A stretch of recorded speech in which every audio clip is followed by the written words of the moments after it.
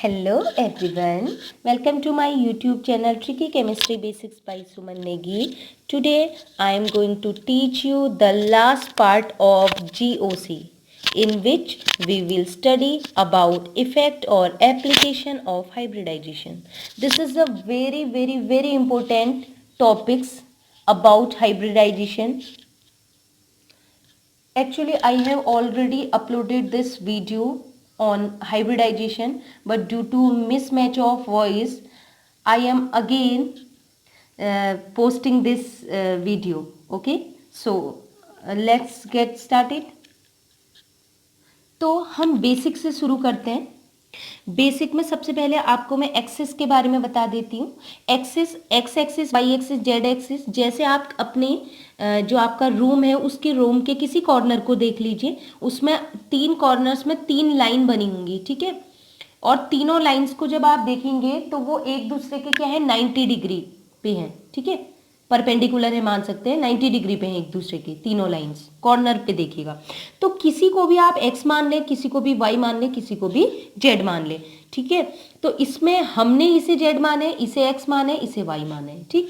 तो आपको hybrid orbital जिनका हमें एप्लीकेशन पढ़ना है, इफेक्ट पढ़ना है, वो हमें 3 पढ़ने हैं मेनली, जिनका यूज होता है. वो है sp, sp2, sp3.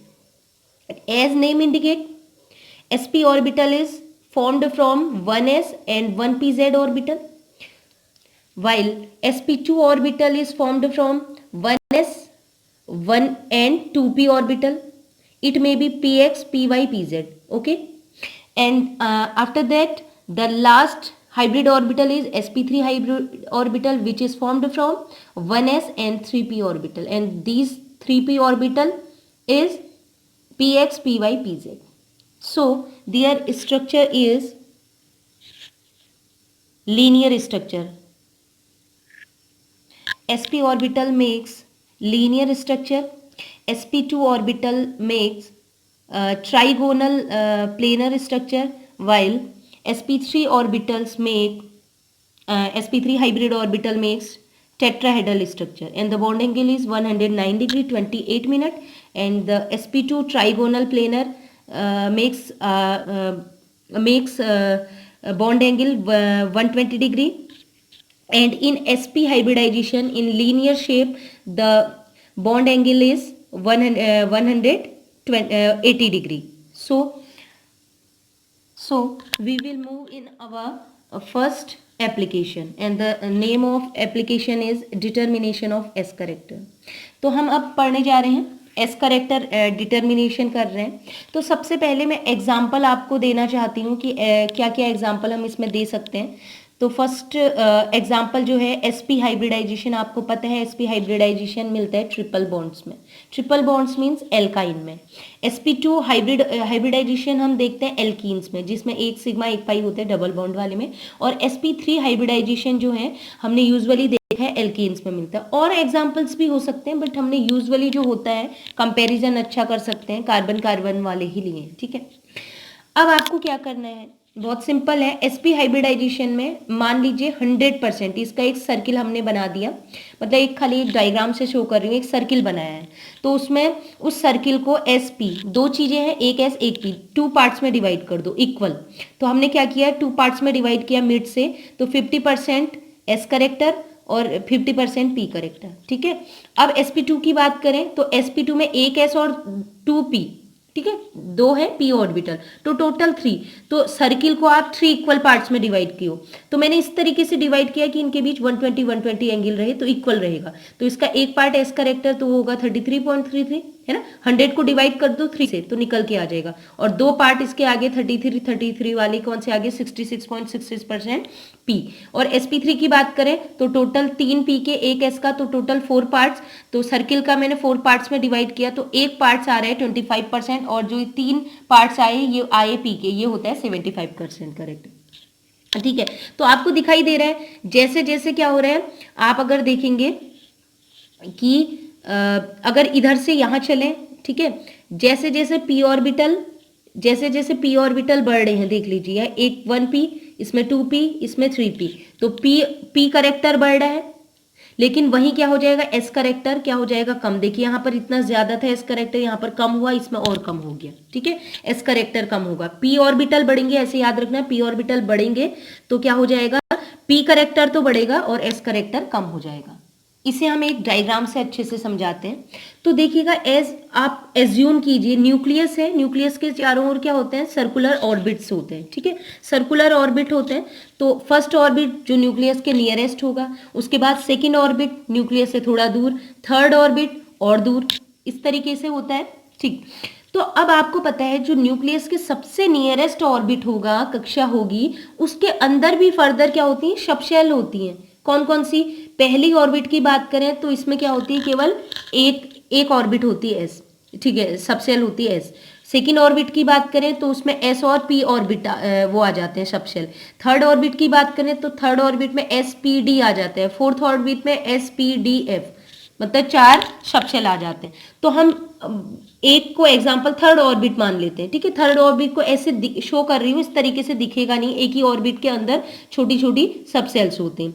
तो ये न्यूक्लियस है, तो न्यूक्लियस के अंदर मैं थर्ड ऑर्बिट की बात कर रही हूँ। ठीक है, न्यूक्लियस है, तो न्यूक्लियस में सबसे नजदीक कौन सा होगा, एस ऑर्बिट, ये न्यूक्लियस के सबसे नजदीक। पी ऑर्बिट और दूर, डी ऑर्बिट और दूर, और एफ ऑर्बिट और भी दूर।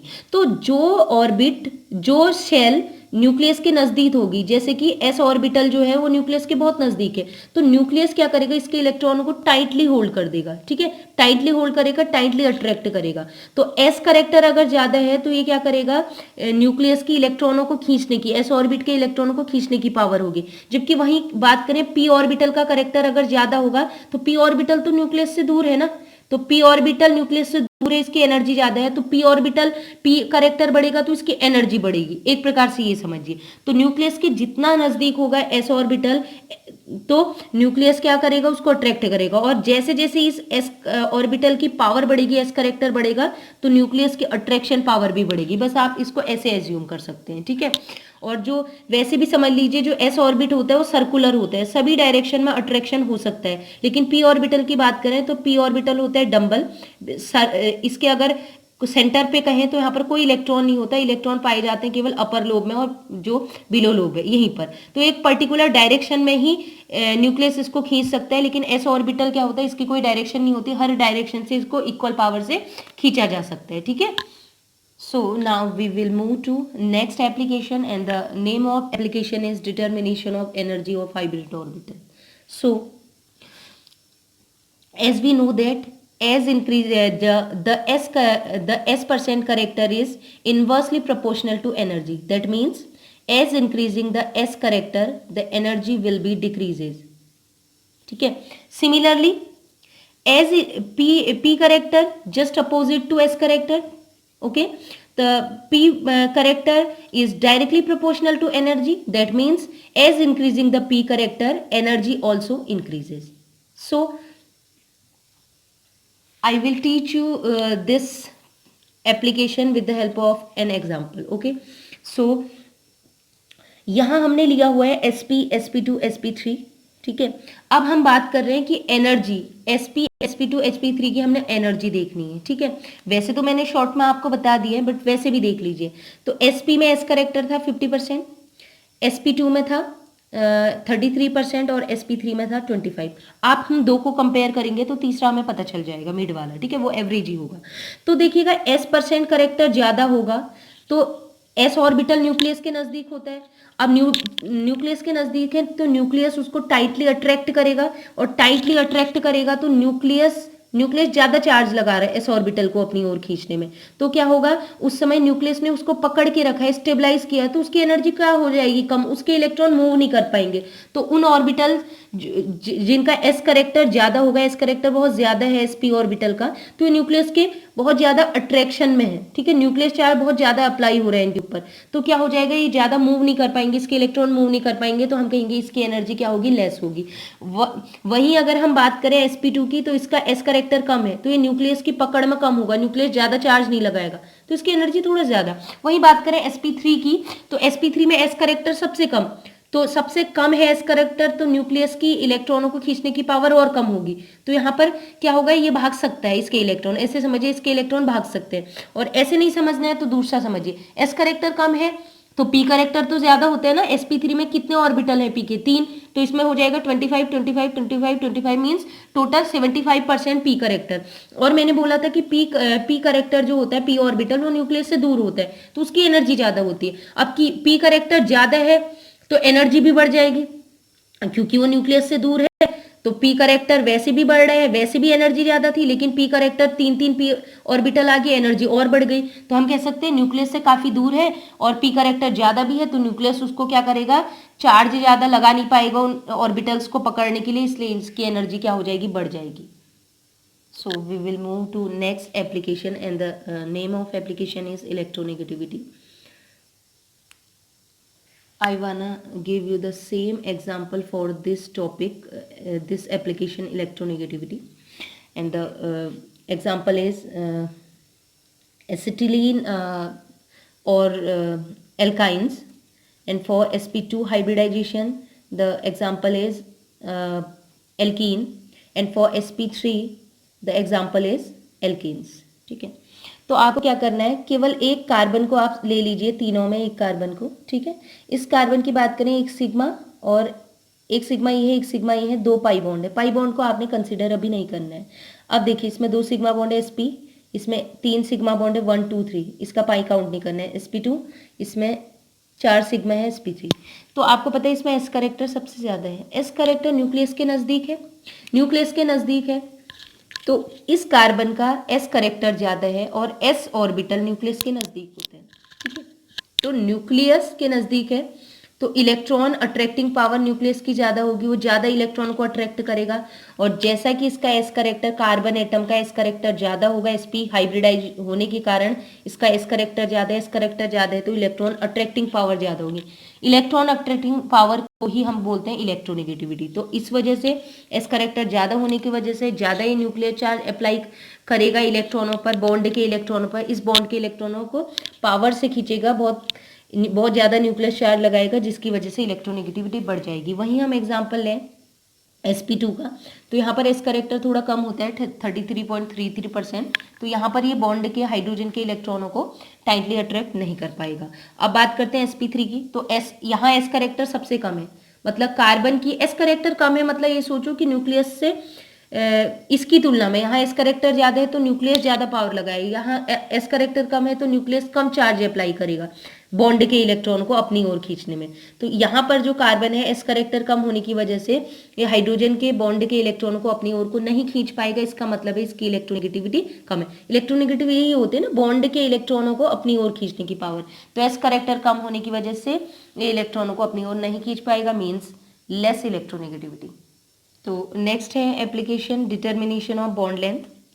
तो बॉन्ड लेंथ की बात कर रहे हैं, एल्काइंस में sp हाइब्रिडाइजेशन, एल्काइंस में हाइड्रोजन, एल्कीन में जुड़ा हुआ हाइड्रोजन और एल्केन में जुड़ा हुआ हाइड्रोजन, ठीक है। ये कार्बन ट्रिपल बॉन्ड है जिसमें जुड़ा हुआ हाइड्रोजन, कार्बन डबल बॉन्ड है उसमें जुड़ा हुआ हाइड्रोजन, और कार्बन सिंगल सिंगल बॉन्ड वाला है उसमें जुड़ा हाइड्रोजन। तो कंडीशन क्या है, जो यहाँ इस कार्बन की बात करें तो इस कार्बन का एस करेक्टर मैक्सिमम है तो ये क्या करेगा, इस बॉन्ड के इलेक्ट्रॉनों को अपनी ओर को अट्रैक्ट करेगा, ठीक है। ध्यान से सुनिएगा इस पॉइंट को। तो इस बॉन्ड के इलेक्ट्रॉनों को, कार्बन का एस करेक्टर ज्यादा है तो ये बहुत नजदीक ले आएगा। अब नजदीक लाएगा तो हाइड्रोजन के पास क्या बचेगा, कुछ भी नहीं, क्योंकि इस बॉन्ड में एक इलेक्ट्रॉन कार्बन का था, एक हाइड्रोजन का था, तो हाइड्रोजन का भी एक इलेक्ट्रॉन ये खींच के ले गया, ये कार्बन, क्योंकि इसका एस करेक्टर ज्यादा था, इलेक्ट्रॉन खींचने की पावर ज्यादा थी।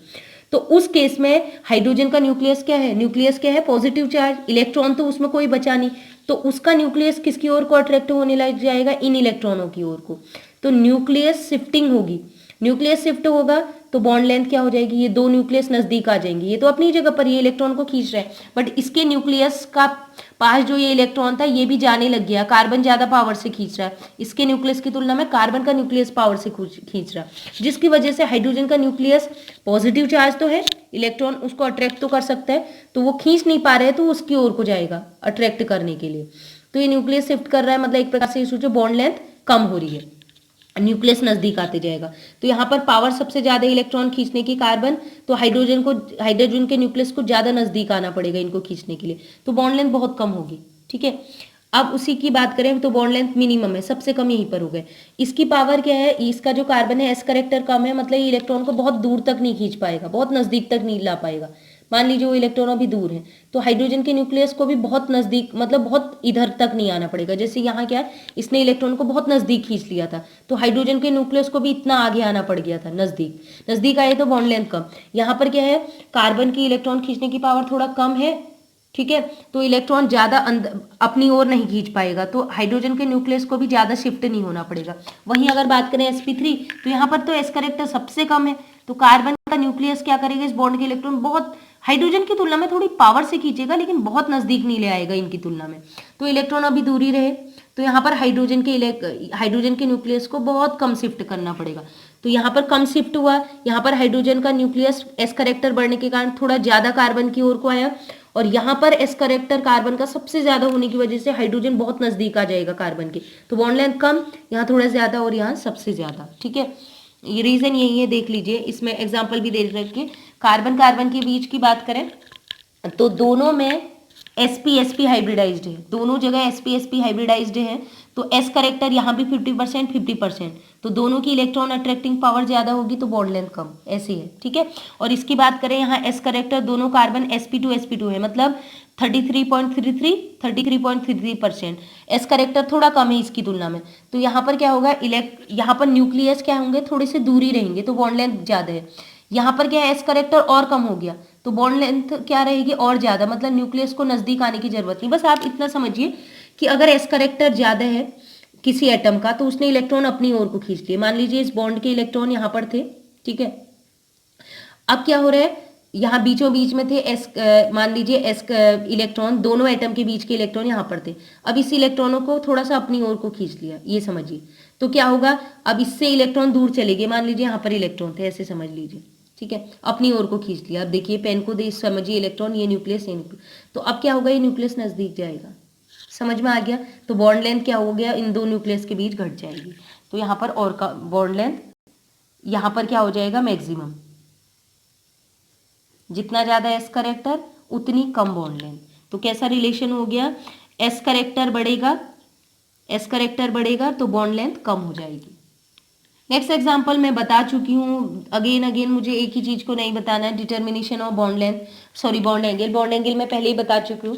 इस कार्बन का हाइब्रिडाइजेशन है, एक सिग्मा एक पाई बॉन्ड जो है, सॉरी दो सिग्मा एक सिग्मा, ये एक सिग्मा दो पाई होते हैं, पाई बॉन्ड हाइब्रिडाइजेशन में पार्टिसिपेट नहीं करता है, तो इसमें है sp हाइब्रिडाइजेशन, ठीक है, केवल दो सिग्मा बॉन्ड काउंट करेंगे, तो दो सिग्मा बॉन्ड से बन जाएगा लीनियर ज्योमेट्री, और लीनियर ज्योमेट्री में एंगल होता है 180 डिग्री, ठीक है।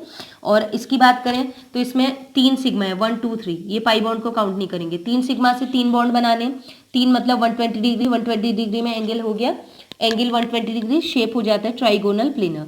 वहीं sp3 की बात करें 1 2 3 4, 4 सिग्मा बॉन्ड मतलब 4 बॉन्ड बनाने हैं, तो ये स्ट्रक्चर होता है टेट्राहेड्रल, और इसमें एंगल अगर आप देखेंगे तो 109 degree 28 minute. Next application size of orbitals, जैसे कि आपको पता है ये sp है, sp2 है, sp3 है, ठीक है। अब वैसे तो आपको ऑर्बिटल्स की नंबरिंग में ही देखिए, यहाँ पर 2 ऑर्बिटल्स, यहाँ पर 3 ऑर्बिटल, यहाँ पर 4 ऑर्बिटल कंबाइन किए हैं, तो वैसे ही लग रहा है कि इसका साइज सबसे ज्यादा होगा, इसका कम और इसका सबसे कम, लेकिन फिर भी एक स्ट्रक्चर देख लीजिए, देखिएगा, इसका अगर साइज कहें, इसका साइज कहें और इसका साइज कहें, तो आपको दिखाई दे रहा है इसका साइज सबसे ज्यादा, इसका साइज कम और इसका साइज सबसे कम।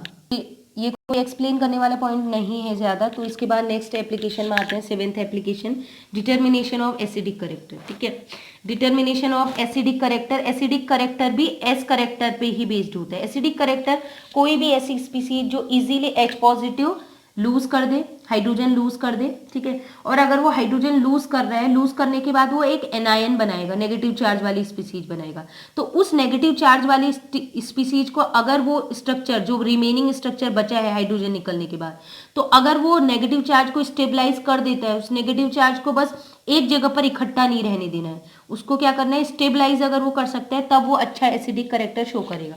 तो देखिए एस करेक्टर होने से क्या होगा, मोर एस करेक्टर, किसी एटम पे, कार्बन पे एस करेक्टर ज्यादा है, तो एस करेक्टर ज्यादा होगा तो वो न्यूक्लियस के नजदीक होगा, तो न्यूक्लियस क्या करेगा, इलेक्ट्रॉनों को जो इकट्ठा हुए हैं H के निकलने के बाद जो नेगेटिव चार्ज है, उस नेगेटिव चार्ज मतलब इलेक्ट्रॉनों के एक्सेस को न्यूक्लियस अट्रैक्ट करेगा। अब न्यूक्लियस अट्रैक्ट करेगा तो क्या होगा, नेगेटिव चार्ज इजीली स्टेबलाइज हो जाएगा, क्योंकि नेगेटिव चार्ज अगर न्यूक्लियस ने खींच लिया तो न्यूक्लियस क्या होता है, पॉजिटिव चार्ज, तो पॉजिटिव चार्ज नेगेटिव को अपनी ओर को खींच रहा है, तो वो कहीं ना कहीं उसे स्टेबलाइज कर रहा है, तो स्टेबलाइज कर रहा है तो हम कहेंगे एसिडिटी ज़्यादा। देखिए एसिडिक करेक्टर की अगर बात करें तो ऐसा नहीं कि वो H पॉजिटिव लूज कर रहा है तो अच्छा एसिड, नहीं, H पॉजिटिव लूज करने के बाद जो उसका रिमेनिंग स्ट्रक्चर बचता है ना नेगेटिव चार्ज वाला, वो स्टेबलाइज अच्छे से हो रहा है तो एसिडिटी ज़्यादा होगी।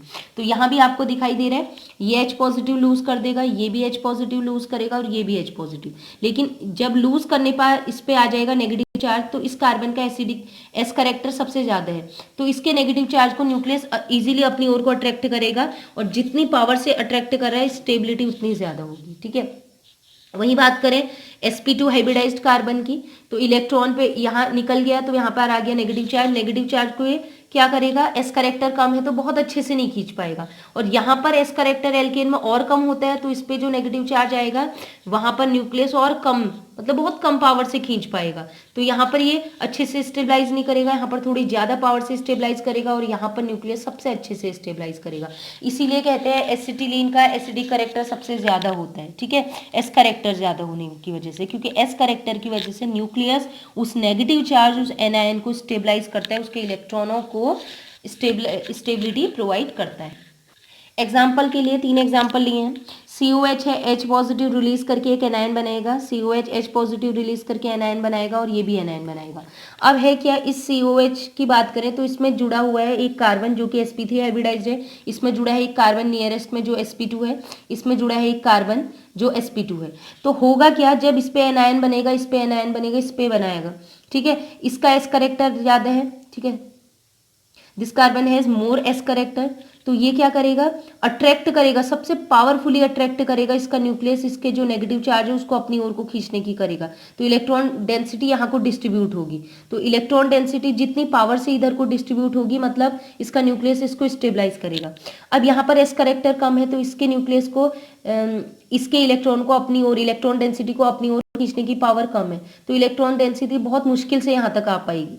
तो मैंने बोला था ना, इलेक्ट्रॉन डेंसिटी जितनी दूर तक जाएगी, इलेक्ट्रॉन जितने दूर तक डिस्ट्रीब्यूट होंगे उतना ज़्यादा स्टेबलाइज, तो यहाँ तो दूर तक जा रहे हैं क्योंकि इसकी पावर ज़्यादा है खींचने की, इसकी पावर कम है तो इलेक्ट्रॉन बहुत दूर तक नहीं जा पाएंगे, और यहाँ पर तो इसकी पावर न्यूक्लियस की सबसे कम होती है, तो ये इलेक्ट्रॉनों को खींच ही नहीं पाएगा, तो इसलिए सबसे अच्छा एसिड कौन है, जो इस नेगेटिव चार्ज को दूर तक लेके जा रहे हैं, sp, फिर sp2 और सबसे कम sp3। नेक्स्ट एप्लीकेशन है 8th, stability of conjugate base, वही जो मैं ऊपर बता रही थी उसी को फिर से एक्सप्लेन कर देती हूँ एक बार।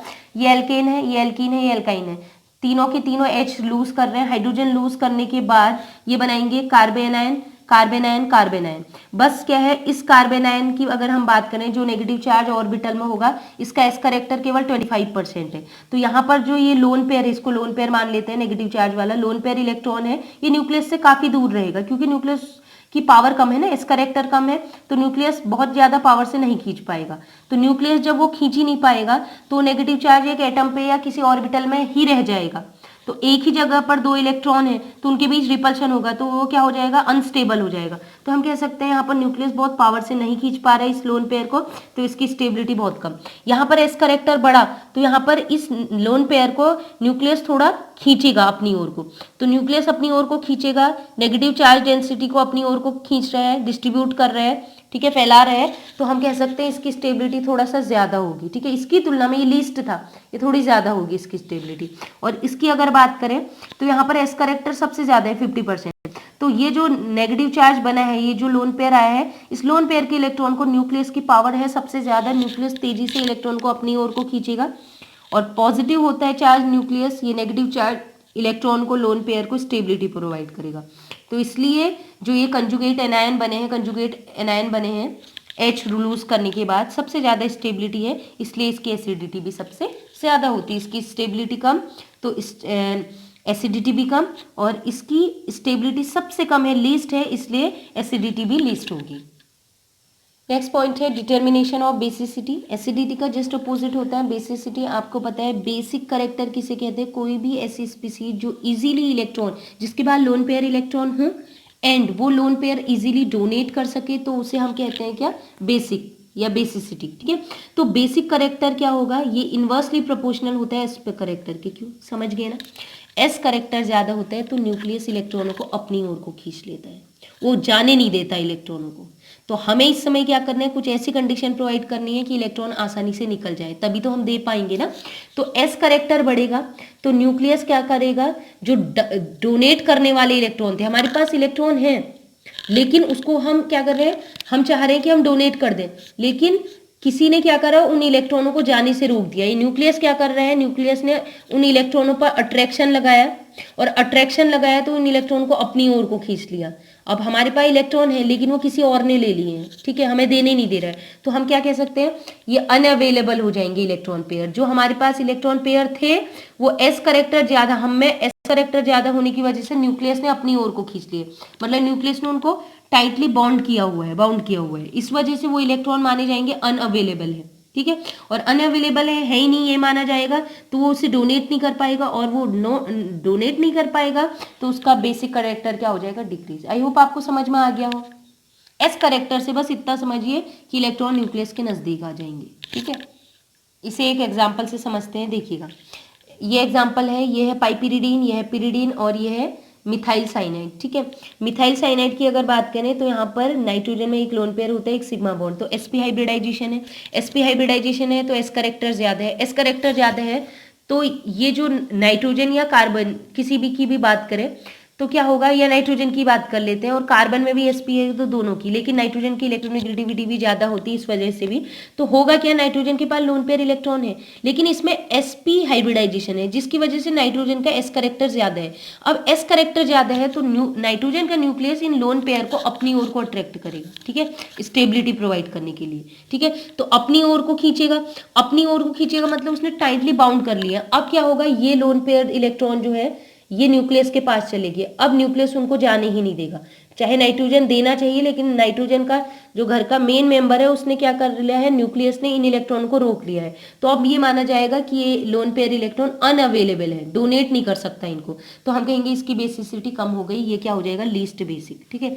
यहाँ एस करेक्टर थोड़ा ज्यादा कम है तो यहाँ पर न्यूक्लियस इलेक्ट्रॉन को अच्छे से नहीं पकड़ पाएगा, तो यहाँ पर ये डोनेट कर सकता है, तो इसकी तुलना में इसकी डोनेशन पावर अच्छी है तो इसका बेसिक करेक्टर अच्छा होगा। यहाँ अगर sp3 की बात करें इस नाइट्रोजन की, तो यहाँ पर ये नाइट्रोजन sp3 हाइब्रिडाइज्ड है, इसका एस करेक्टर सबसे कम, तो यहाँ पर हम कह सकते हैं कि न्यूक्लियस बिल्कुल नहीं पकड़ पाएगा इलेक्ट्रॉनों को, ठीक है, बहुत कम पकड़ पाएगा, तो इसकी वजह से हम कह सकते हैं ये नाइट्रोजन का न्यूक्लियस इन इलेक्ट्रॉनों को पकड़ नहीं पा रहा, तो नाइट्रोजन के पास आसानी से मिल जाएंगे इलेक्ट्रॉन, तो इसको आसानी से डोनेट कर सकते हैं, तो हम कहते हैं कि ये अवेलेबल है इलेक्ट्रॉन, मैक्सिमम अवेलेबिलिटी है, जिसके कारण ये आसानी से डोनेट करेगा, और more the donating power more the basic character, ठीक है, तो इसका बेसिक करेक्टर सबसे ज्यादा होगा। और इसमें आपको काउंट करना आ रहा है ना, एक सिग्मा और एक लोन पेयर, 3 हो गए, पाई को काउंट नहीं करेंगे तो sp2 हाइब्रिडाइज्ड। नेक्स्ट एग्जांपल है, ये देख लीजिए, ये मैंने एनाइन लिए हैं, ये है इथाइल एनाइन, ये है 2 3, ठीक है, ये है एथाइन एथिलीन का एनायन है, और ये है एथाइन का एनायन, ठीक है।